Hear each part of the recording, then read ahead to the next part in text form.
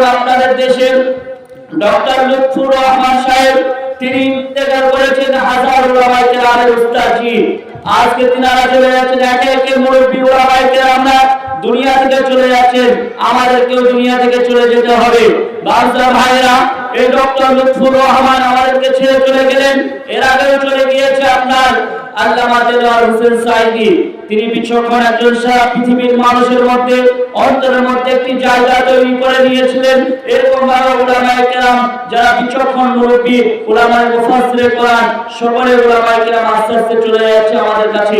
এই বড় ফিতনার জামানায় আজকে আপনাকে ঈমানকে রক্ষা রাখতে হলে আপনাকে দুটো জিনিস আমল করতে হবে। বুখারী শরীফের হাদিসের মধ্যে এসেছেন, রাসূল সাল্লাল্লাহু আলাইহি সাল্লাম বলেন, এই দাজ্জাল নামক ফিতনার জামানায় যদি আপনার ঈমানকে রক্ষা করতে চান, তাহলে সূরা কাহাফের প্রথম 10 আয়াত